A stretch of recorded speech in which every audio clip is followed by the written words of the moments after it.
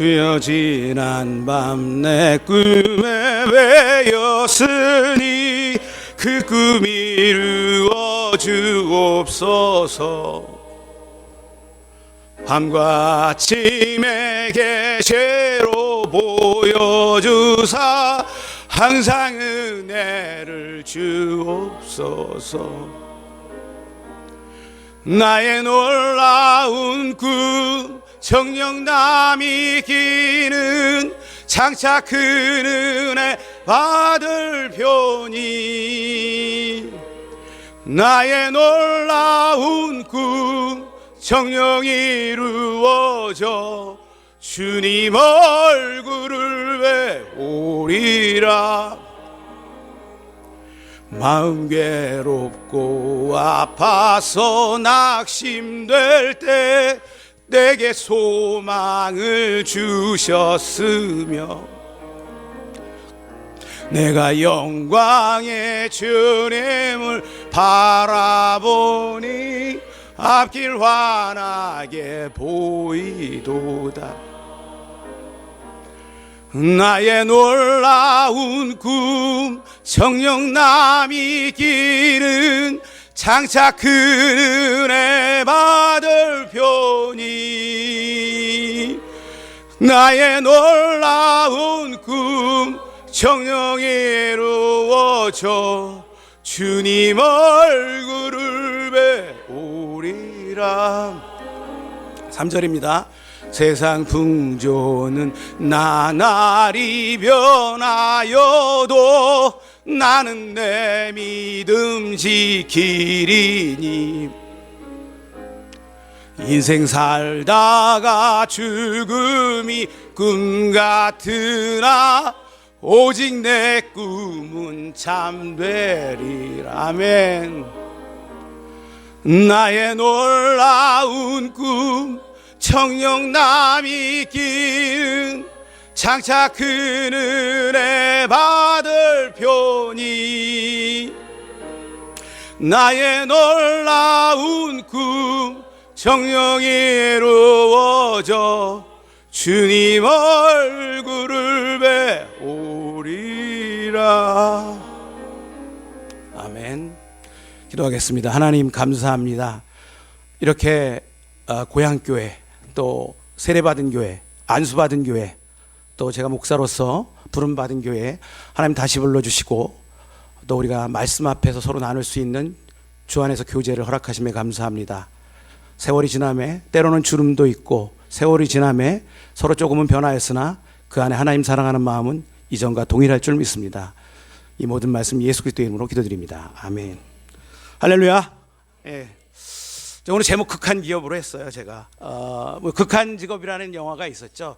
제가 뭐 이렇게 심각하게 막 말씀을 좀 준비를 했었다가 2시에 저의 경험으로는 저의 연약함 때문에 2시가 되면 졸립더라고요. 그래서 좀 편안하게 서로 이렇게 말씀을 함께 할 수 있는 제목이 뭘까 하다가 극한 기업이라고 이름을 정했습니다. 뭐 이따가 제목에 대해서는 이따 말씀을 나누도록 하고요. 저에 대해서 뭐 다 아시니까 그냥 편안하게 말씀드리도록 하겠습니다. 제가 어디를 가면 저에 대해서 소개해 주시는 분이 물론 이제 목사로서 가는 것이죠. 개척교회를 섬기고 있는 홍승국 뭐 이렇게 얘기를 합니다. 이렇게 얘기할 때 그 이제 소개를 하는 분이 마치 제가 굉장히 극한 직업에 종사하는 것처럼 이미 그 사전에 불쌍함을 다 얘기를 하고 개척한 지 몇 년 안 됐고 몇 명밖에 없을 거로 추정한다 그러고 뭐 이렇게 얘기를 하면서 저게 살아있는 게 용하다는 식으로 마치 극한 직업에 종사하는 사람처럼 저를 소개합니다. 또 그렇게 봐주기도 해요. 또 때로는 저희 교회에 최근에도 그런 일이 있었지만 지역교회를 섬기는 무슨 선교단체입니다 이렇게 왔어요. 물론 뭐 감사하죠. 찬양하는 팀이 왔었어요. 뭐 좋고 아주 감사한 일이었는데 그때도 꼭 본인 단체를 이렇게 얘기를 합니다. 우리는 미자립 교회를 섬기는 찬양단. 한 번 얘기하면 되는데 계속 미자립 하는데 제가 뭐 미자립 아니라는 건 아니지만 계속 미자립 하는데 너무 힘들더라고요. 개척교회, 미자립 교회 이렇게 소개하더라고요. 개척교회, 종교개혁 이후에 개척교회가 아닌 교회는 없는 줄 믿습니다. 모든 교회가 개혁주의 정신으로 늘 개척하는 마음으로 나간 줄 믿습니다. 누군 이렇게 썼더라고요. 교회가 개척 정신을 잃어버릴 때 관료화된다. 그래서 관료가, 제가 이런 말을 어려워하니까 또 찾아봤어요. 관료화를 뭘 얘기하는 건가 그랬더니 획일화된 순종. 뭐 누군가 리더가 누가 얘기하면 옳고 그름 없이 그냥 획일화된 순종. 뭐 부장님이 얘기하면 뭐 어쩌고 저쩌고. 아니 뭐 부장님들 다 훌륭하신 분인데 그런 뜻이 아니라 또 창의적이지 못하고 그냥 늘 가장 중요한 건 늘 하던 사람이 일하는 거예요. 개척교회 때는 모두가 하잖아요. 10명 있으면 10명이 다 뭐 청소하고 다 하고 하지만 이게 점점 개척교회 정신을 잃어버리면 하는 사람만 하는 거죠. 저와 여러분들이 섬기는 교회가, 교회는 지금 달라졌지만 모두가 함께 참여하는 그런 교회가 되길 주님으로 축원합니다.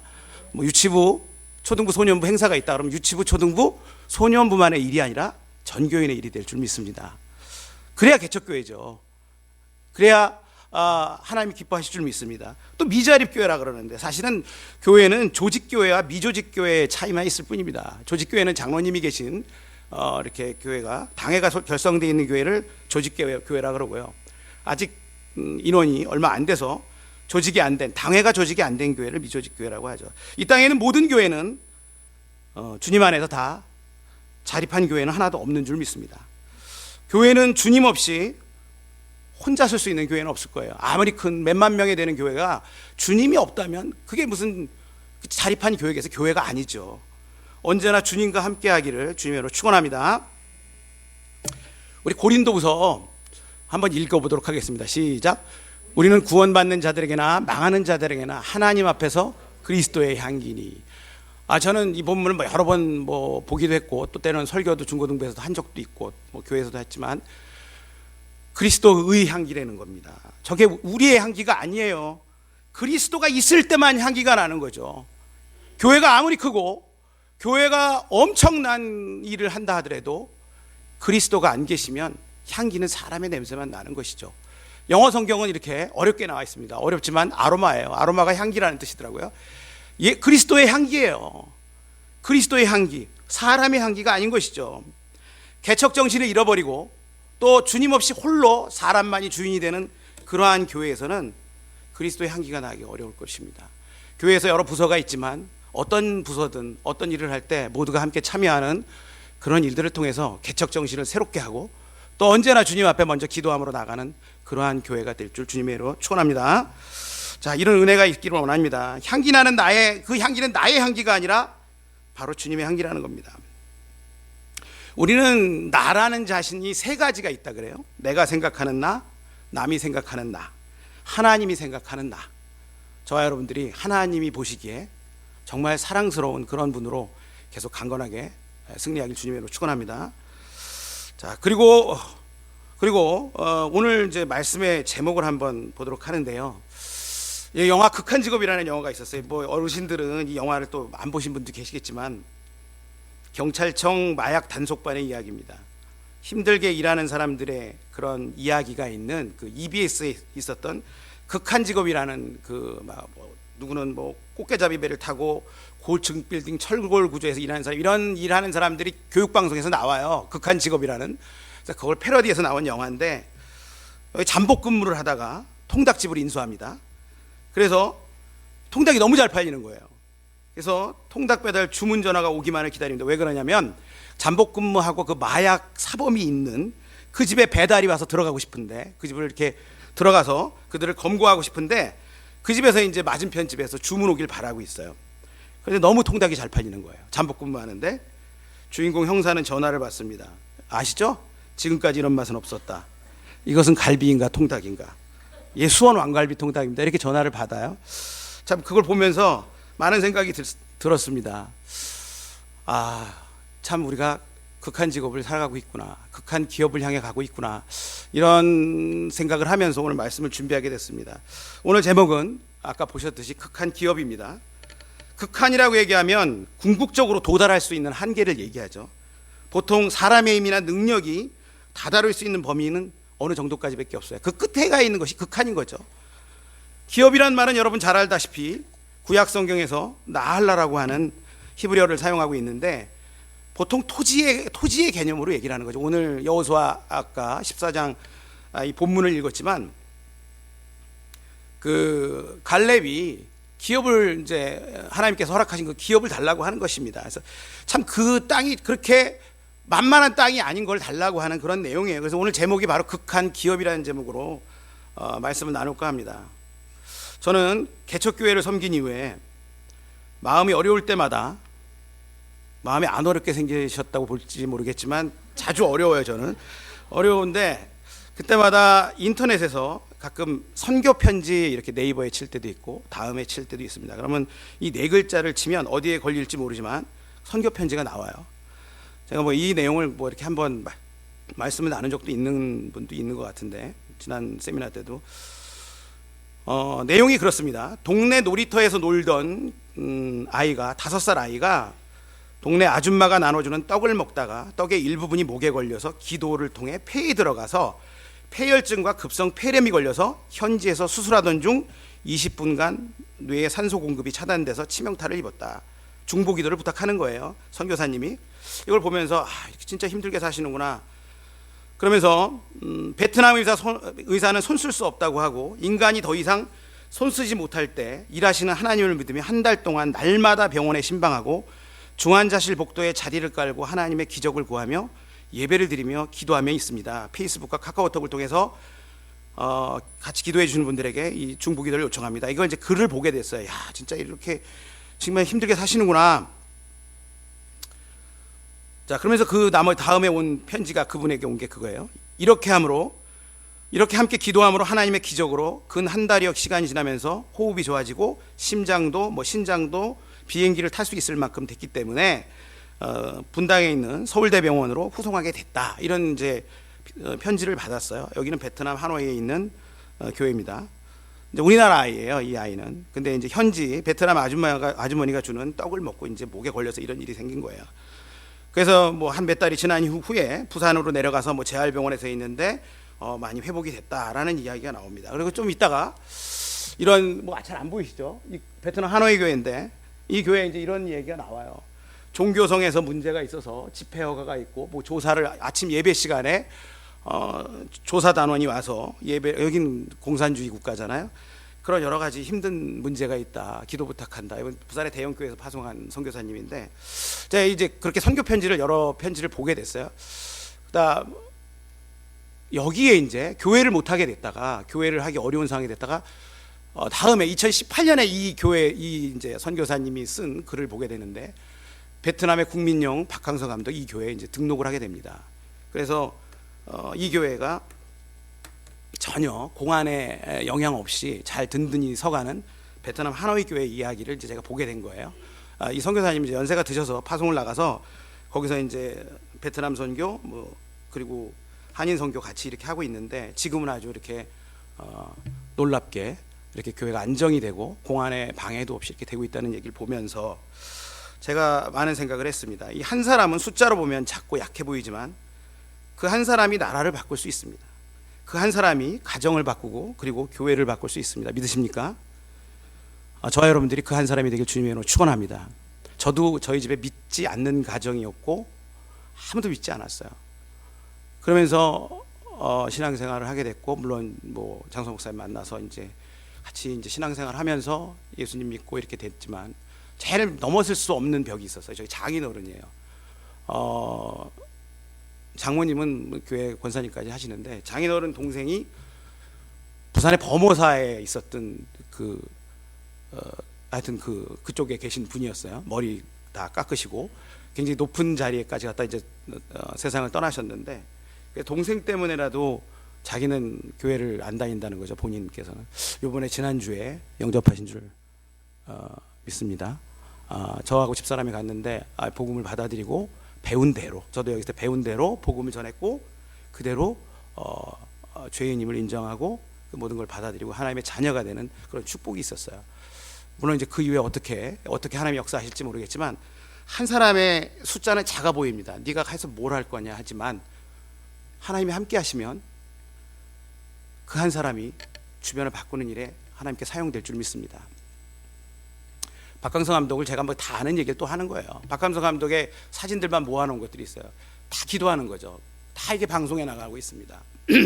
성결교단에서는 박강성 감독을 성결교 선교사라고까지 얘기하는데, 여기서도 이렇게 그 구석에서도 기도하고 있고 이런 모습이 있죠.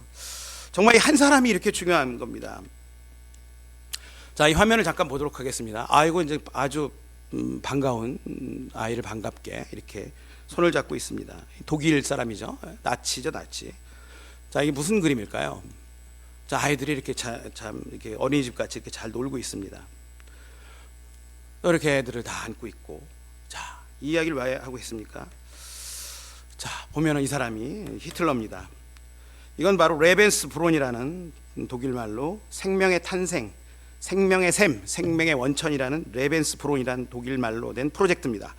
이들은 아리아인, 순수 독일인의 혈통을 보존하기 위해서 사람을 가장 지나가다 보니까 순수 아리아인 같아요. 순수 독일인 같으면 붙잡아가서 아이를 낳게 하는 거죠.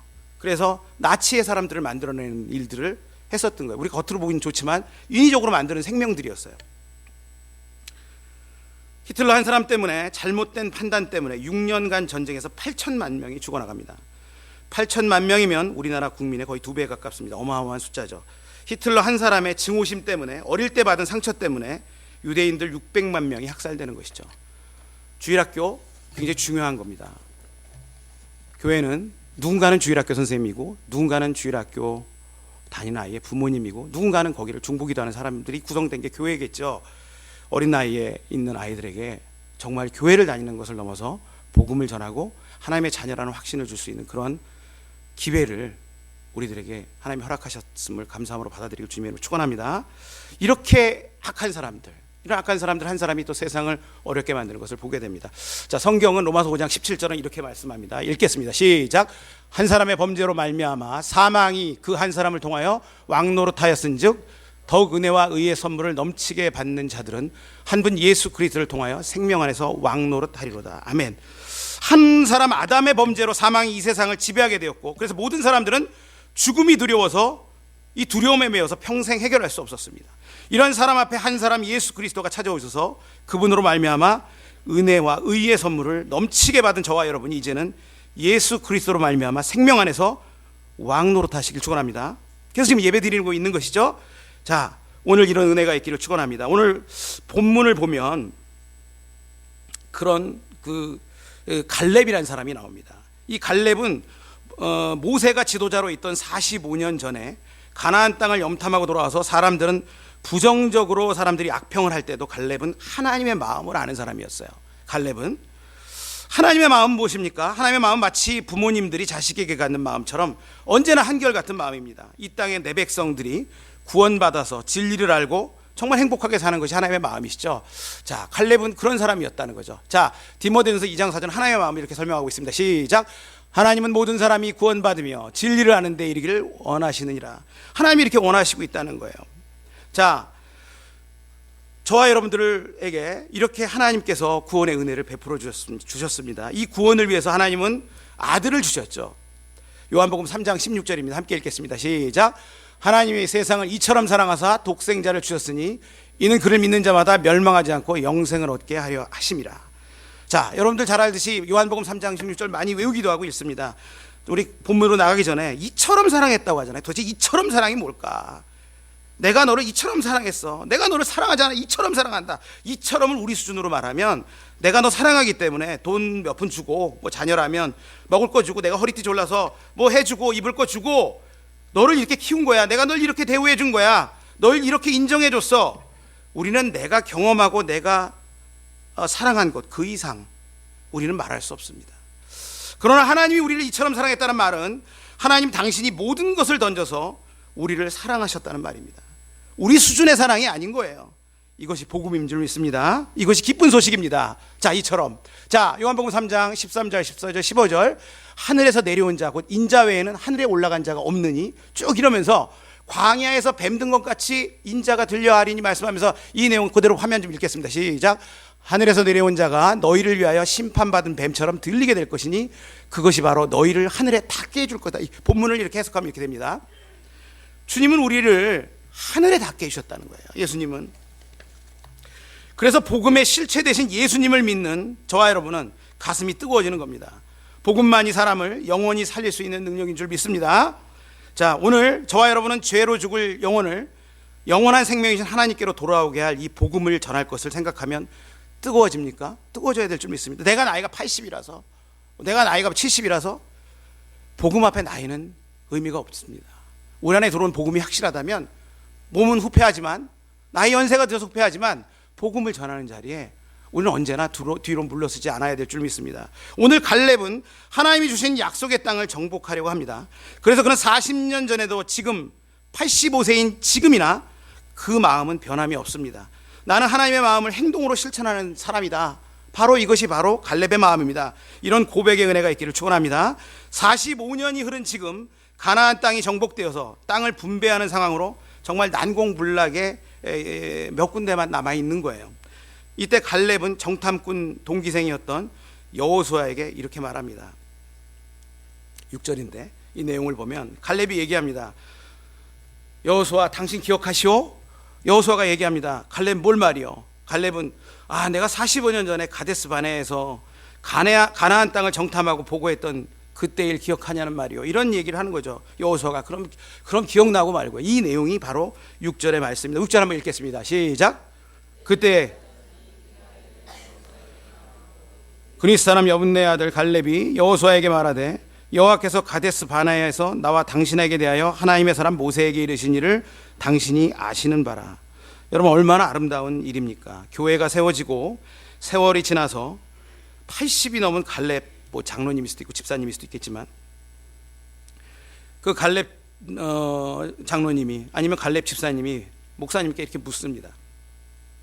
목사님도 거의 이제 연세가 많이 드셨죠. 목사님 기억나시죠? 우리가 어려울 때 이렇게 했던 것 말이에요. 이러면서 어려울 때를 얘기를 해요. 우리가 전도지 들고 다니면서 주일학교 한 영혼을 위해서 기도하던 것 기억나죠? 이런 얘기를 주고받고 있는 거예요 지금. 우리 그때 우리 새생명교회로 얘기하면 저기 있을 때 그때 이렇게 어려웠던 거 기억나죠? 그럼 기억나고 말고요. 이런 얘기들을 지금 주고받고 있는 상황입니다. 전민 새생명교회에서도 이런 갈렙처럼 인생의 마지막까지 주님의 사명을 붙잡으시던 믿음의 선배님들이 몇 분 기억이 납니다. 저는 지금 이렇게 늘 말씀 전할 때마다 거의 한두 번은 그렇지 않을지 모르겠지만 생각이 나는 게 이복선 전도사님이라고 계셨어요. 아시는 분도 계시고 아니 계시겠지만 우리 강영구 집사님 어머님 되시죠. 이복선 전도사님 그 마지막까지 복음 전하는 걸 저는 기억을 해요. 그리고 이름이 지금 제가 틀릴지 모르겠지만 김순동 집사 목사님 맞나요? 김순동 집사님 저기 미용실 거기 김순동 집사님이라고 충남대병원에서 이렇게 목사님과 같이 신방도 제가 그때 갔던 적 기억이 나는데 기억이 나요. 그 병실에서도 교회 걱정하고 교회를 위해서 기도하고 목사님 위해서 기도한다는 얘기하면서 옆에 사람에게 전하고 이랬던 기억납니다. 그리고 김낙현 집사님 우리 김추 장로의 아버님이시고 전민정 선생님 바깥분 되시는 김낙현 집사님 병원에 입원하고 계실 때 정말 제가 기억나는 게 악수를 하면 정말 힘이 넘치셨단 말이에요. 근데 그 병원에서도 병실에 있는 분들에게 복음을 전했다는 얘기를 제가 들었어요. 마지막까지 왜 전할까요? 왜 몸이 이렇게 힘든데 전할까요? 몸은 힘들어도 이게 뜨거워지는 것이죠. 그 안에 복음이 있기 때문에 뜨거워지는 겁니다.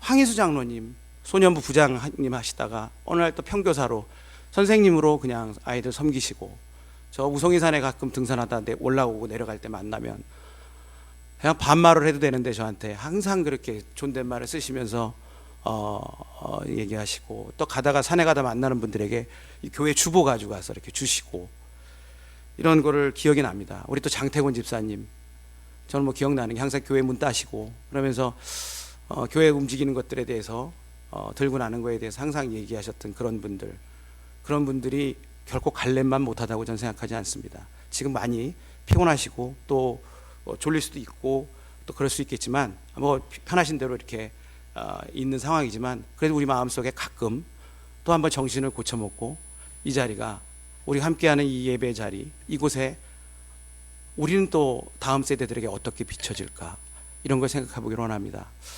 지금 갈렙은 여호수아에게 얘기를 하고 있는 거예요. 옛날 생각나지 않습니까? 이렇게 얘기하면서 이제 지금 이 얘기가 진행되고 있는 것이죠. 자, 가데스 바네아에서 그럼 어떤 일이 있었습니까? 10명의 정탐꾼들은 악평을 하고 부정적인 보고를 합니다. 여호와께서 모세에게 말씀하여 이르시되, 그래서 지휘관들을 보냈던 일이죠. 그래서 갔다 오고 났더니 각 지파의 지휘관들을 보내고 났더니 유다 지파에서 여분네 아들 갈렙, 그래서 갈렙이 무슨 이방인이었다는 얘기도 하고 하지만 뭐 그니스 사람이라고 해서 하여튼 어떻든 간에 그 사람이 지금 유다 지파에 있어요. 유다 지파의 갈렙도 거기를 갔다 왔습니다.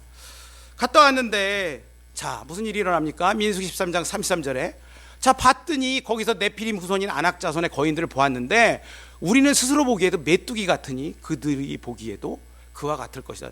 야, 내가 거기를 비교해 보니까 메뚜기 같은데 그들은, 내 자신이 메뚜기 같은데 그들은 나 메뚜기보다 더한 거로 보지 않겠느냐 얘기하면서 뒤집어져요. 이 10명은 뭐라고 얘기하냐면 대단하다는 거예요. 거기가 못 들어가겠다는 거예요. 그들은 감각적으로 보고 느낍니다. 그러나 감각적으로 여러분 보는 것이 사실이 아닐 수 있습니다. 만약 그게 사실일지라도 진리는 아닙니다.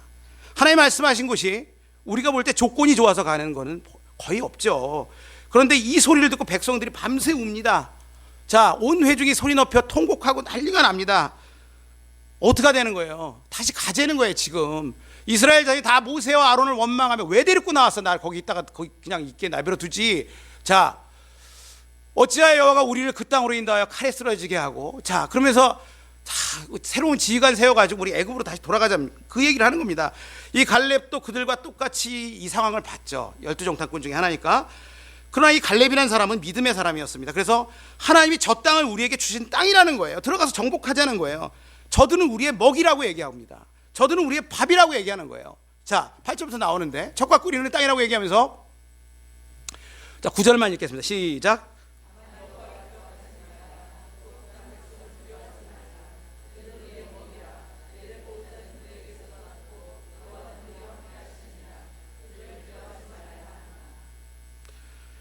언제나 내 앞에 있는 문제, 우리 문제라 그러잖아요. 뭐 내가 해결할 수 있는 해답이겠죠. 내가 어려워하니까 문제겠죠. 내 앞에 있는 어떤 문제가 있습니다. 내가 해결 못하니까 당연히 문제겠죠. 그런 문제와 나를 비교하면 나는 언제나 그 문제 앞에 메뚜기일 수밖에 없는 거예요. 그러나 갈렙 같은 사람은, 갈렙은 자기 앞에 있는 그 큰 문제와 하나님을 비교하면 그 문제는 언제나 하나님과 함께하는 우리들에게는 밥이라는 겁니다. 이러한 믿음이 있기를 주님의 이름으로 축원합니다. 자, 이런 은혜가 있어야 됩니다. 우리 마음에. 이 문제와 나를 비교하면 언제나 나는 메뚜기예요. 하지만 이 문제와 하나님을 비교하면 이 크신 하나님 앞에 어떠한 문제도 우리의 밥이 될 줄 믿습니다. 갈렙은 어떤 사람입니까? 믿음의 사람입니다. 믿음이 있다는 것은 기분이 아닙니다. 우리 막 울고불고 기도하고 회개하고 눈물 콧물 흘리지만 삶이 달라져야 되겠죠. 감정이 아니라는 것이죠. 믿음은 기분이 아닙니다. 하나님의 말씀으로 가치관이 바뀌어서 말씀대로 사는 사람을 믿음이 있다고 하는 겁니다. 우리가 잘 알듯이 여호사밧이 아합왕과 만나서 하나님 뜻에 벗어나는 그런 전투에 참여했다가 돌아와서 예후 선지자가 여호사밧에게 책망을 합니다. 당신 왜 그랬냐는 거예요. 하나님이 원하지 않는 그런 전쟁을 왜 참여했냐고. 죽다 살아가지고 온 여호사밧에게, 역대에 나오는 말씀이죠. 그때 여호사밧이 뭐 회개했다, 머리에 재를 뿌리고 뭘 했다, 한마디 안 나와요. 여호사밧 왕이. 근데 어떡합니까? 왕인데 쭉 다니면서, 산지를 두루 다니면서 사람들에게 뭐 하러 다니냐면 여호와께 돌아오라 그래요. 왕께 돌아오라는 얘기 안 하고, 뭐 요즘으로 교회로 얘기하면 목사님에게 돌아오라는 얘기 안 하고 하나님께 돌아오라고 하는 걸 보게 됩니다. 우리가 정말 이 변화된다는 건, 이런 믿음이라는 건 기분이 아닌 것이죠. 때로는 우리가 많은 생각을 하게 됩니다. 교회에서 있다 보면 사역하는 현장에서 때로는 뭐 일부 사역자들을 쫓아서 가는 경우들도 있고 뭐 하는 경우들이 있지만, 하나님 앞에 돌아오는 것이지 사람 앞에 돌아오는 것이 아닐 줄 믿습니다. 갈렙은 바로 그 믿음의 사람이고, 그 믿음의 사람은 똑같은 상황을 보고 똑같은 환경이 주어져도 이와 상관없이 하나님이 주신 약속을 선포하는 사람입니다. 그 당시에도 갈렙은 외쳤습니다. 저거 우리 땅이야, 이렇게 외치는 겁니다. 오늘 이런 은혜가 있기를 주님의 이름으로 축원합니다. 자, 민수기 14장 27절부터 30절까지의 내용이 나오는데, 자, 나를 원망하는 이 악한 회중에게 내가 어느 때까지 참으랴, 이런 말씀을 합니다. 자, 나를 향하여 원망하는 바, 그 원망하는 말을 내가 들었다고 말씀합니다. 그러면서 뭐라고 말씀합니까? 28절 읽겠습니다. 시작. 그들이 이르기를 여호와의 말씀에 내 삶을 두고 맹세하노라. 너희 말이 내 귀에 들린 대로 내가 너희에게 행하리니. 하나님께서 내 귀에 들린 대로 너희에게 행한다고 말씀합니다. 사람의 말을 사람도 듣고 하나님도 들으신다는 거 잊지 마시기 바랍니다. 결론이 뭡니까? 하나님께서 말씀하십니다. 나는 너희 말이 내 귀에 들린 대로 행하리라. 그러므로 믿음의 말을 선포하시기를 축원합니다. 교회 사역하고 교회에서 봉사하는 과정에서 쉽게 나올 수 있는 말들이 있고 서로에게 상처 줄 수 있는 말이 있지만 그거 상대방만 듣는 것이 아니라 그리스도의 향기 하듯이, 하나님 앞에서 그리스도의 향기라고 했듯이 하나님도 그거 같이 듣고 계시다는 겁니다. 나는 너희 말이 내 귀에 들린 대로 행하리라. 나는 너희 말이 내 귀에 들린 대로 행하리라. 그래서 여분네 아들 갈렙과 눈의 아들 여호수아 외에는 못 들어가겠다고 말씀합니다. 그래서 결국 돌아가는 거예요. 못 들어가는 거예요. 자, 그래서 그렇다면 이 믿음의 말을 선포하고 그 상황을 바꾸었던 갈렙은 어떻게 됐습니까? 믿음의 사람 갈렙이 받은 보상이 뭡니까? 바로 24절에 나옵니다. 자, 24절 함께 읽겠습니다. 시작. 그러나 내 종 갈렙은 그 마음이 그들과 달라서 나를 온전히 따랐은즉 그가 갔던 땅으로 내가 그를 인도하여 드리니 그의 자손이 그 땅을 차지하리라. 사실 이 근거 가지고 오늘 달라는 거죠. 자, 제가 영어를 잘 못하지만 그 갈렙은 어떤 사람이었다고요? 마음이 그들과 달랐다는 거예요. 영어 성경은 뭐라고 하냐면 스피릿, 영이 달랐다고 얘기합니다. 영이. 이 마음이 그냥 마음이 아니라 성령의 지배를 받고 있었던 마음이라는 것이죠. 자, 영이 달랐다는 겁니다. 그의 영이 성령의 인도하심에 따라 순종함으로 응답했기 때문입니다. 하나님은 완전한 자를 찾으시는 것이 아니라 하나님은 순종하는 자를 찾는다는 걸 잊지 마시기 바랍니다. 하나님은 완전한 자를 찾으신 것이 아니라 하나님은 회개할 자를 찾으시고 하나님은 그 말씀에 순종하는 자를 찾으십니다. 바로 이곳이 45년 전 가데스 바네에서 있었던 그곳의 사건입니다. 그리고 세월이 40년이 지났습니다. 그리고 다시 우리가 6절을 봅니다. 45년 전에 있었던 그 가데스 바네에 있었던 일을 얘기하면서 그리고 세월이 이렇게 지났습니다. 우리가 읽은 좀 전에 그랬던 6절의 상황은 어떤 상황인지 한 걸음 더 들어가 보겠습니다. 지금 6절 이전에 14장에 나오는 6절 이전에 나오는 내용은 뭐냐면 지금 가나안 땅의 사람들이 이제 이스라엘 백성들이 들어와서 전쟁은 거의 마무리가 됐습니다. 그리고 12지파에게 제비 뽑기로 땅을 나누는 장면이 이 전까지 나오고 있었던 거예요. 제비 뽑기로 만약에 안 했다면, 다른 방법을 썼다면 이스라엘 백성들이 왜 우리는 숫자가 더 많은데 이것밖에 안 주냐, 누구는 좋은 땅 주고 누구는 우린 척박한 땅 주냐, 뭐 이럴 만한 사람들 아닙니까? 언제나 불만이 있었으니까. 그래서 하나님께서 제비 뽑기로 순서를 이제 딱 기다리고 있는데 유다 지파 중에 한 사람이 불쑥 나온 거예요. 사실 이거 내용을 더 들어가 보면, 그래서 유다 지파 중에 한 사람이 불쑥 나와서 영화 속 대사를 보면 이 상황을, 지금까지 이런 제비 뽑기는 없었다는 거예요. 이게 제비 뽑기인가 그냥 맡긴 거 달래는 건가? 지금 다 제비 뽑기 하기 위해서 순서 기다리는데 그 유다 지파의 갈렙이 나와가지고 저기요, 이거 전에 나한테 주기로 한 땅, 이거 얘기하는 거예요. 이거는 정말 이런 제비 뽑기는 없었던 거죠. 이렇게 말하는 사람이 누구냐면 바로 85세 된 갈렙이라는 어르신입니다. 갈렙이 갑자기 불쑥 나타나면서 무언가 요구하고 있는 장면, 바로 6절입니다. 그날의 말씀을 근거로 해서 지금 달라는 거예요. 알지 않느냐 여호수아 당신. 자, 바로 이 12절의 말씀입니다. 시작. 그날에 여호와께서 말씀하신 이 산지를 지금 내게 주소서. 당신도 그날에 들으셨거니와 그곳에는 아낙 사람이 있고 그 성읍은 크고 견고할지라도 여호와께서 나와 함께 하시면 내가 여호와께서 말씀하신 대로 그들을 쫓아내리이다. 갈렙이 요구하는 이 산지라는 곳은 뭔가 대단한 곳인가 보다 생각이 듭니다. 왜? 아니, 그 제비뽑기를 하는 상황에서 굳이 이거를 나가가지고 이게 제비뽑기인지 이런 뭔지 구분이 안 되는 요구를 맡겨놓은 걸 달래듯이 지금 하는 상황이 벌어진 거죠. 평당 단가가 비싸든가 강남 8학군이든가. 그런데 뭔가 이상합니다. 12절을 읽었는데 그가 요구한 땅에는 아낙 사람이 있다고 자꾸 나와요. 이게 아낙 사람이 어떤 사람인지 15절에 나와 있습니다.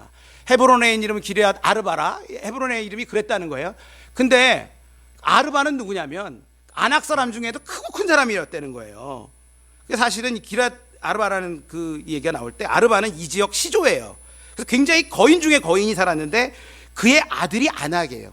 그러니까 엄청난 그 거인이 살았던 거죠. 그 아르바에 의해서, 아낙에 의해서 후손들을 퍼뜨렸는데 그 후손들을 아낙 자손이라고 하는 겁니다. 헤브론 산지는 이스라엘 지파들 가운데 그 누구도 분배를 받고 싶지 않았던 땅이에요. 갈렙이 그냥 제비 뽑기에 있으면 이 들어가기 별로 좋지도 않은 땅, 50% 확률로 안 들어갈 수도 있는 땅이었는데 그냥 달라는 겁니다. 갈렙이 오가는 헤브론이라는 곳의 지형은 산지고 가장 전투력이 강한 거인족이 살고 있는 땅입니다. 그뿐만 아니라 그 성에는 아주 견고한 진이었다는 거죠. 지금 갈렙은 그곳을 달라고 했던 겁니다. 그럼 갈렙에게는 당대 사람들이 최고로 여기는 좋은 땅을 볼 줄 아는 눈이 없었나. 과거에 정탐꾼으로 뽑힐 정도로 실력을 갖춘 사람입니다. 85년의 인생의 경륜도 있습니다. 갈렙은 어떤 땅이 좋고 나쁜지 평가할 수 있습니다. 그런데 이 헤브론 땅을 요구하고 있는 거예요. 도대체 이 땅이 뭔데 제비뽑기하는 중에 불쑥 나서서 내가 꼭 거기 들어가야 되겠다고 지금 이 어르신이 지금 얘기하고 있냐는 겁니다. 그냥 제비 뽑으면 50%는 안 들어갈 수 있는데 굳이 들어간다고 성경은 갈렙이라는 이 영웅을 얘기하려고 하는 것이 아닙니다. 성경은 갈렙이라는 사람 한 사람에 대한 그 영웅적인 모습을 보이는 게 아니에요. 뭐 희생적이고 남이 안 하는 걸 하고. 자, 이 내용에 대한 근거는 이겁니다. 창세기 13장 9절에 보면 롯과 그 아브라함과 롯이 이제 뭐 동거하기에 넉넉지 못하여 소유가 서로 많아져서 막 가축도 많아지고 그래서 이제 문제가 세요. 서로 갈등이 생기고. 그래서 너는 좌로하면 내가 우로하고 이러면서 이제 얘기를 합니다. 그래서 롯이 어디로 갑니까? 소돔과 고모라를 멸하시기 전이었기 때문에 거기가 여호와의 동산 같았고 애굽 땅 같고 아주 좋은 땅 같았다는 거예요. 그래서 거기로 롯이 갔어요. 롯이 자기가 보기에 눈을 들어 보니까 자기가 보니까 비교해서 보니까 저게 괜찮다는 거예요. 자, 여러분 소돔과 고모라가 왜 망했죠? 악해서 망했습니까? 의인이 10명이 없어서 망했죠. 자, 이 멸망의 땅으로 갑니다. 멸망의 땅으로 가고 그리고 창세기 13장 11절에 보면 롯이 요단 온 지역을 택해서 동으로 떠나고 난 다음에 롯이 아브라함을 떠난 후에 여호와께서 아브라함에게 이르실 때 하나님 말씀으로 간 땅이 바로 이 헤브론 땅이라는 겁니다. 거기서 어떤 일이 벌어집니까? 자, 13장 쭉 18절까지 가면 이에 아브라함이 장막을 옮겨 헤브론에 있는 마므레 상수리 쭉 가면서 거기서 여호와를 위하여 제단을 쌓았더라. 바로 하나님께 예배드렸던 그 장소고 이것이 하나님께서 요구하셨던 바로 그 땅입니다. 그것이 바로 헤브론이라는 것입니다. 그러면 이 헤브론에서 아브라함이 살았고 또 그의 아내 사라가 여기서 장사가 됩니다. 자, 23장 19절에 쭉 나오고 35장 27절에 보면 야곱이 나와요. 야곱도 나오고 그의 아이 이삭도 나오고 뭐 쭉 나옵니다. 아브라함과 이삭이 거루하던 헤브론이라는 거죠.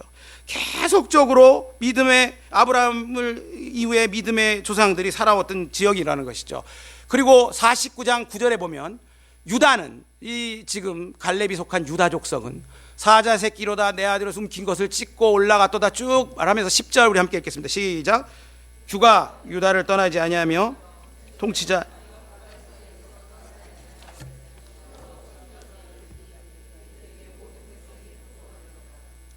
자, 그거를 다른 성경으로 하면 이래요. 왕의 지팡이, 규는 지팡이에요. 유다를 떠나지 않을 것이고 그 지팡이의 소유자가 오실 때까지 그가 통치자의 지휘봉을 가지고 다스릴 것이며 모든 백성이 그에게 복종할 것이다. 그분이 오시면, 지팡이의 소유자가 오시면, 그거를 여기서 실로라고 얘기하죠. 실로라는 말은 샬롬이라는 말하고도 연관이 되어 있는데 안전하게 된다, 평안하게 되다, 화평케 하는 자, 갈대아어라 그래서 갈대아어로 실로는 후손이라는 뜻도 있습니다. 그래서 성경의 해석가들은 오실 그리스도를 이야기한다고 합니다. 그럼 무슨 얘기입니까? 여기서 예수 그리스도가 오시기까지 이르리니 그에게 모든 백성이 예수님이 오면 모든 백성이 예수 이름 앞에 무릎 꿇게 될 거라는 겁니다. 그리스도가 어느 지파를 통해 오십니까? 유다 지파를 통해 옵니다. 아브라함, 이삭, 야곱 이 모든 사람들이 이 헤브론 땅에 그토록 집착했던 것은 유다 지파를 통해 오실 예수 그리스도를 기다리기 때문입니다. 갈렙이 단지 믿음이 좋거나 희생정신이 뭐 특별해가지고 다른 지파들이 가기 싫어하는 그 산지를 달라고 하는 것이 아니라 실로가 오시기까지 이르리니 그의 요구는 예수 그리스도가 필요하다는 겁니다. 갈렙의 신앙 고백이 헤브론 산지를 달라는 요구 안에 있는 것입니다. 그래서 갈렙이 여호사에게 요구할 때 계속 강조하는 부분이 있습니다. 자, 오늘 본문 9절부터 쭉 읽어보도록 하겠습니다. 시작. 그날에 모세가 맹세하여 이르되 내가 내 하나님 여호와께 맹세하였은즉 즉 내 발로 밟는 땅은 영원히 너와 내 자손이 기업이 되리라. 10절입니다. 자, 시작. 이제 보소서 여호와께서 이 말씀을 여호와께서 말씀하신 대로, 자 11절 12절 쭉 말씀하신 대로 이제 내용이 나오는데요.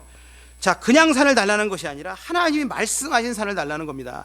약속대로 말씀하신 대로, 그것이 바로 요구의 근거입니다. 선지자의 예언대로 하나님 말씀하신 대로 오시는 분이 바로 예수 그리스도인 줄 믿습니다. 오늘 갈렙이 내가 85세로 돼 모세가 나를 보내던 날과 같이 오늘날도 강건하니, 이것은 단순한 육체적인 건강만을 얘기하는 것이 아니라 바울의 고백처럼, 겉사람은 후패하나 우리의 속은 날로 새롭다는 말씀처럼 지금 갈렙은 이러한 뜨거움을 가지고 있는 것입니다. 저와 여러분들이 이런 믿음의 선배들이 있었다고 말씀드렸죠. 40년 전의 약속, 다시 말해서 예수 그리스도 실로가 오실 때까지 예언된 땅 유다 지파를 통해서 약속하신 그리스도의 그 약속의 말씀을 85세가 되도록 여전히 붙잡고 있는 갈렙을 보게 됩니다. 우리 여기 어르신들도 계시고 우리 참 믿음의 선배들도 계신데 모든 분들이 예수 그리스도의 말씀을 붙잡고 있는 줄 믿습니다. 이 산지를 달라는 주장을 한 번 더 생각해 보겠습니다. 사사기 1장 17절에 보면 유다가 그의 형제 쭉 가면서 가나안 족속을 진멸하였으므로 라는 말이 나옵니다. 진멸하였으므로. 여러분 가지고 있는 성경을 보면, 성경 잠깐 찾아보도록 하겠습니다. 사사기 1장 17절, 사사기 1장 17절 한번 찾아보겠습니다.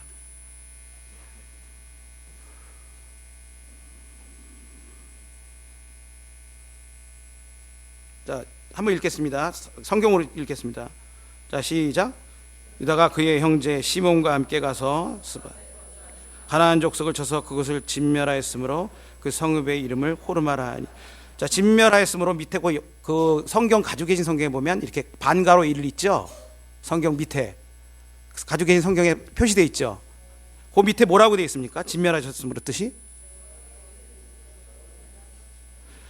자, 바로 그런 것입니다. 우리가 하나님 앞에 죽지 못하는 우리들 자, 또 이 땅에 하나님께 드려야 될 그 땅, 여호와께 드릴 목적으로 멸망시키는 것, 여호와께 드릴 목적으로 우리 자신의 옛자를 무너뜨리려는 일들이 있어야 될 줄 믿습니다. 예수 그리스도는 우리가 온전한 회개 앞에 하나님 앞에 돌아오신 후에 하나님 앞에 우리가 나간 후에 주님을 만나게 되는 것입니다. 그래서 이 산지를 결국 하나님께 드려야 하는 것입니다. 우리는 다시 오실 그리스도를 소망하는 것입니다. 다시 오실 그리스도를 매일매일 그 만남의 순간을 기대하면서 살아가는 삶이라는 것입니다. 오늘 이 헤브론이란 말, 이게 바로 무슨 뜻입니까? 원어로는 연합이란 뜻이라는 것이죠. 여호와께 드릴 목적으로 멸망시킴. 자, 우리가 해야 될 그 정복은 왜 합니까? 바로 진멸, 거기를 쫓아내고 진멸하는 건 다 우리가 가지려고 하는 것이 아니라 하나님께 드릴 목적인 것이죠. 헤브론은 바로 연합이란 뜻이죠.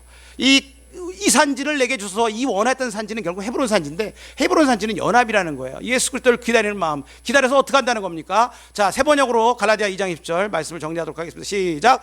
나는 그리스도와 함께 십자가에 못 박혔습니다. 이제 살고 있는 것은 내가 아닙니다. 그리스도께서 내 안에 살고 계십니다. 내가 지금 육신 안에 살고 있는 삶은 나를 사랑하셔서 나를 위하여 자기 몸을 내어주신 하나님의 아들을 믿는 믿음 안에서 살아가는 것입니다. 바로 아멘이십니다. 바로 이 믿음의 고백이 오늘 갈렙이 원하는 그 산지를 달라는 그 요구 안에 들어가 있는 것입니다. 우리 오늘 그 본문에 나왔던 그 12절입니다. 이 12절을 보면 이 갈렙이 가지고 있는 마음을 우리가 절절히 느낄 수 있습니다. 그날에 여호와께서 말씀하신 이 산지를 지금 내게 주소서. 지금 내게 주소서. 자, 여러분과 저한테 남아있는 산지는 난공불락입니다. 척박하고 험합니다. 저와 여러분이 어떤 사람을 통해서 예수님을 믿게 되었든 간에 남아있는 사람들은 마치 저와 여러분들이 그랬던 것처럼 지금 강팍할 수밖에 없습니다. 이 헤브론 산지처럼 험할 수 있습니다. 척박할 수 있다는 거예요. 말도 못 붙이게 할 수 있습니다. 뭐 아이가 됐든 어른이 됐든 우리 앞에 놓인 땅은 극한 기업인 것입니다. 하나님께 주신 그 기업은 그렇게 호락호락한 것이 아니라는 것이죠. 그렇지만 상관없습니다. 그들 마음속에 침투에 들어가시기를 주님의 이름으로 축원합니다. 때론 이런 말들을 하기도 합니다. 뭐 우리 부서는 같이 일할 사람이 없어요. 뭐 개척교회는 일할 사람이 뭐 더 있겠어요. 사람이 없다. 갈렙과 같은 순종의 사람을 하나님 필요로 하십니다. 자신이 속한 공동체의 모든 사람들이 믿음 없는 선택이라고 할 때도 담대하게 하나님 편에 서서 하나님께 순종하는 자, 그런 용기 있는 믿음의 사람이 절실히 필요합니다. 사람이 없다. 무슨 일 할 때. 사무엘상 14장 6절 함께 읽겠습니다. 요나단이 시작.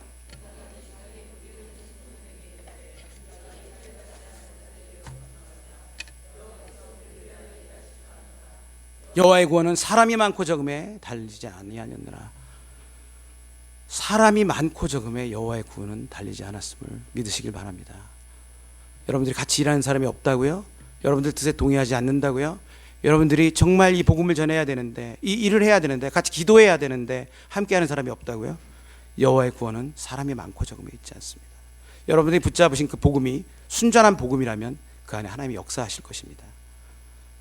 제가 잘 못 전한다 할지라도 여러분들 안에 생명의 말씀이 들어간 줄 믿습니다. 여호와의 구원은 사람이 많고 적음에 있지 않다는 것. 우리 새생명교회가 이전에 제가 있을 때나 지금이나 여전히 하나님의 은혜 안에 있는 줄 믿습니다. 이곳에 거론하지 못했던 많은 믿음의 선배님들이 있었고, 그분들이 또 교회를 위해 불철주야 기도했던 그 시절들을 저는 봤습니다. 그분들이 원했던 건 여호와께로 돌아오라, 하나님께로 돌아오라. 이것이 마지막 순간까지 저와 여러분들과 함께 신앙생활했던 믿음의 선배들이 보여줬던 모습입니다. 지금 순간적으로는 저와 여러분들이 건강합니다. 순간적으로. 언제 우리가 하나님 앞에 쓸 그런 시간이 올지 몰라요. 하지만 우리가 끝에 가서도 하나님 앞에 돌아오라는, 당신 하나님 앞에 돌아와야 돼, 이 말을 내가 몸이 힘들음에도 불구하고 입을 벌려 얘기할 수 있는 그러한 믿음이 있기를 주님의 이름으로 축원합니다. 사도행전 1장 11절에 이런 말씀이 나와요. 이르되 갈릴리 사람들아 어찌하여 서서 하늘을 쳐다보느냐. 예수님이 하늘로 승천하셨을 때 너희 가운데서, 저와 여러분들 가운데서 하늘로 올려지신 이 예수는 하늘로 가심을 본 그대로 오시리라. 저는 이 말씀을 저 나름대로 해석했습니다. 뭐 성경 해석으로 문제가 있다고 얘기하면 할 말이 없지만, 예수님은 본대로 오신다는 거예요. 본대로, 가신 대로 오신다는 거예요. 주님이 우리의 몸을 입고 오셨죠? 몸을 입고 오셨다가 몸을 입고 가셨어요. 자, 주님은 어떻게 오실까요? 사도행전 3장 3절부터 6절까지 말씀을 한번 보도록 하겠습니다. 자, 읽겠습니다. 시작. 나면서 못 걷게 된 이를 사람들이 메고 오니 이는 성전에 들어가는 사람들에게 구걸하기 위하여 날마다 미문이라는 성전문에 두는지라. 성전의 미문이라고, 아름다울 미자예요. 아름다운 문 앞에, 성전 문은 아름답죠. 그 앞에 두는 거예요. 그런데 4절 읽겠습니다. 시작. 베드로와 요한과 더불어 주목하여 이르되 우리를 보라 하니. 베드로가 요한과, 여기 더불어 또 나오네요. 요한과 더불어 여기서 주목하여 보는데 뭘 봤을까요? 거기서 성전 미문에 구걸하는 자를 봤을까요? 자, 5절 읽겠습니다. 시작. 그가 그들에게 무엇을 얻을까요? 바라보고는. 자, 6절 읽겠습니다. 시작. 베드로가 이르되 은과 금은 내게 없거니와 내게 있는 이것을 내게 주노니 나사렛 예수 그리스도의 이름으로 일어나 걸어라. 베드로와 요한은 지금 성전 미문에 앉아 있는 그 앉은 뱅이를 보면서 주님이 가신 대로 그 앉은 뱅이한테로 오는 걸 본 거예요. 저게 내 산지인 거죠. 이 산지를 내게 주소서 하나님. 이 산지를. 그에게 뭐라고 얘기합니까? 은과 금은 내게 없거니와 내게 있는 이것이 있는데, 내 안에 있는 예수님과 그를 통해서 오시는 예수님과 예수님이 만나는 장면입니다. 우리의 전도는 무엇입니까? 저와 여러분 안에 예수님이 있으십니까? 아멘이십니까? 그럼 여러분이 만나는 전도 대상자들은 그 사람들 안에 예수님이 있는 거예요. 여러분들과 저의 능력이 아니라 내 안에 있는 예수와 그분을 통해서 오시는 예수가 만나는 것 줄 믿습니다. 이 산지를 내게 주소서. 이런 기도가, 이런 고백이 저와 여러분들의 고백이 되기를 원합니다. 복음의 권세가 들어가지 않는 곳에 들어가서 어둠의 권세를 쫓아내는 갈렙의 결단처럼 이 산지를 내게 주소서라는 결단으로 생명을 전하는 모두가 되길 주님의 이름으로 축원합니다. 이스라엘 역사에서 모세와 여호수아에 가려서 전면에 잘 나타나지는 않지만 갈렙의 변함없는 믿음은 하나님의 약속의 땅을 밟고 결국 하나님께서 약속하신 기업을 차지하게 됩니다. 교회에서 또 여러 가지 신앙생활하는 과정에서 내 이름이 앞에 전면에 안 났을 때가 비일비재하죠. 또 내가 주목되지 못할 때도 있습니다. 중요한 건 그게 중요한 게 아니라 내 안에 그리스도가 있냐는 것입니다. 사도 바울은 서신서를 쓰면서 그 여러 교회들, 골로새교회, 빌립보교회, 무슨 교회, 교회마다 뭐 이단의 문제, 무슨 문제, 성도 간의 문제, 갈등이 많은 문제들이 있잖아요. 고린도 교회부터 시작해서 음란의 문제. 그 교회에 얘기할 때 뭐라고 얘기합니까? 너희들 왜 그런 건 이렇게 처리하고 그 집사님 문제는 이렇게 처리하고, 이렇게 하지 않고 그리스도가 누구신지, 그리스도가 너에게 어떻게 일을 행하셨는지를 보라고 말씀하고 있습니다. 여러분들 안에 그리스도가 있습니까? 그 그리스도가 역사하실 것입니다. 만나는 자들, 아이들에게 교회 나오는 것뿐만 아니라 영접하여 확실한 주님의 자녀로서 인을 치는 그러한 놀라운 일들을 여러분들 손을 통해서, 여러분들의 입을 통해서, 여러분들의 정성과 여러분들의 기도를 통해서 이루실 줄 믿습니다. 그를 위하여 하나님 말씀하십니다. 잠언 22장 29절은 개역개정은 능숙한 사람을 받느냐고 얘기하죠. 늘 준비해야 되지만 우리 정말 충실하게 사역을 감당해야 될 줄 믿습니다. 마지막 본문입니다. 읽겠습니다. 시작. 자기 일에 충실한 사람을 받느냐? 그런 사람은 하찮은 사람 섬길 인물이 아니니 왕을 섬길 것이다. 하나님을 섬기는 자들은 여러분들 충실한 사람일 줄 믿습니다. 여러분들 이름이 안 드러나고 때로는 활동 안에서 여러분들이 빛을 못 본다 할지라도 여러분은 왕을 섬기고 있는 것입니다. 기도하겠습니다. 하나님 감사합니다. 오늘 이 자리에서 하나님 말씀을 통해서 은혜가 되길 원합니다. 자, 화면 잠깐 띄워주세요. 안 주셔도 됩니다. 잠깐 기도 제가 한 2, 3분 하고 끝내도록 하겠습니다. 자, 우리 찬양 나올 텐데요. 영상 찬양 잠깐 듣고 제가 2, 3분 기도하고 마치도록 하겠습니다. 이산지를 내게 주셔서 잠깐 듣도록 하겠습니다. 우리가 말씀을 한번 생각하면서 우리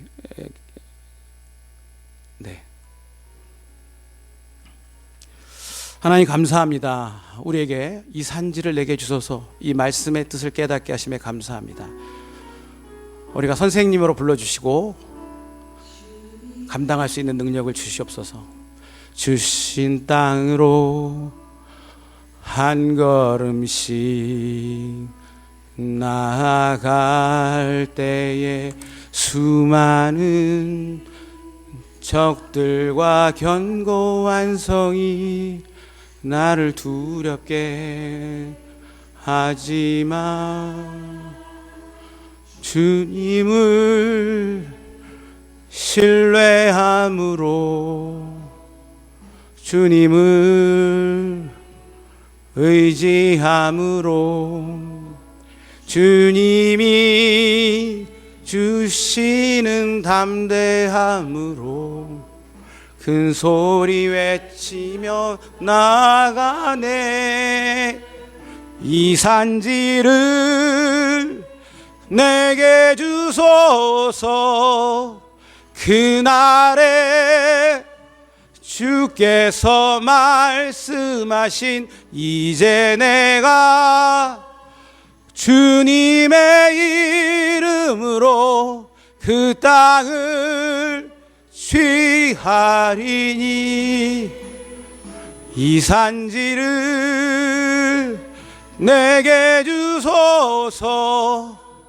그날에 주께서 말씀하신 이제 내가 주님의 이름으로 그 땅을 취하리. 기도하시겠습니다. 함께 통성으로 한 1분간 기도하시겠습니다. 기도하시겠습니다. 하나님 감사합니다.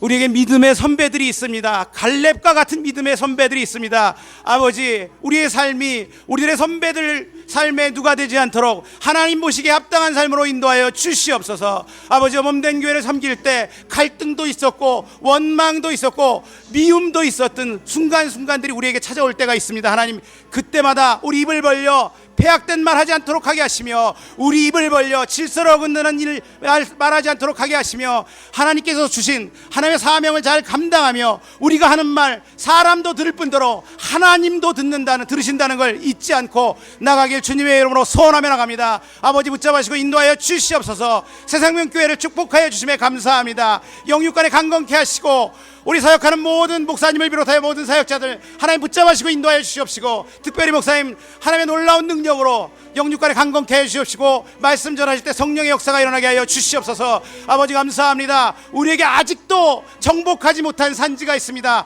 그 산지에서 사단을 쫓아내어 멸망시켜 하나님께 드릴 수 있는 우리들에게 하나님 기회를 주심에 감사합니다.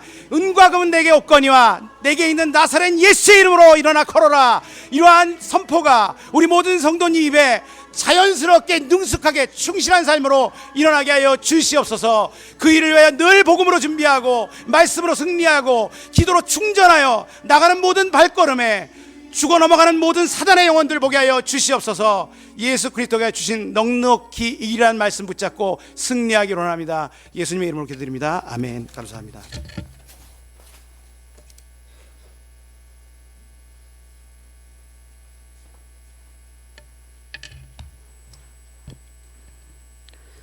저같이 부족한 자도 이렇게 하나님이 어린 심령을 섬기는 교사로 세워주셨는데요. 말씀을 들으면서 충성하지 못한 내 자신이 이렇게 다뤄져야겠다는 그런 생각을 다시 한번 하게 됩니다. 이 유치부 또 초등부, 소년부 선생님들을 위해서 선생님들이 그런 간절한 마음으로 키워주시면 감사하겠습니다. 449장 보시면서 공헌하시겠습니다.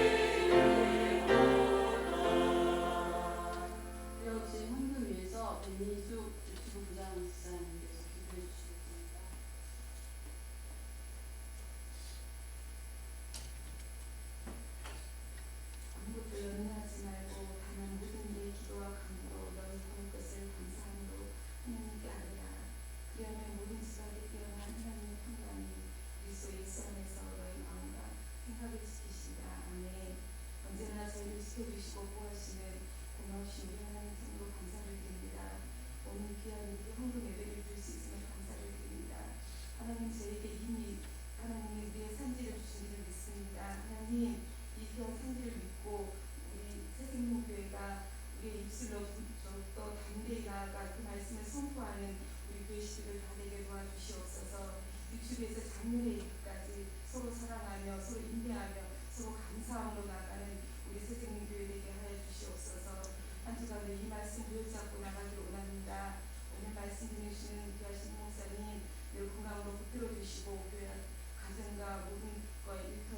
주님께서 늘 함께하여 주시옵소서. 마친 시간까지 모든 말씀 감사하며 우리 주 예수 그리스도 이름으로 기도드립니다. 아멘.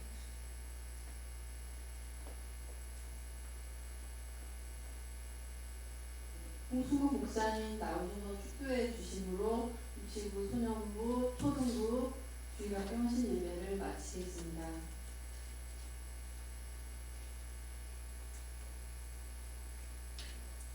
수고하셨습니다. 지금 우리 주 예수 그리스도의 은혜와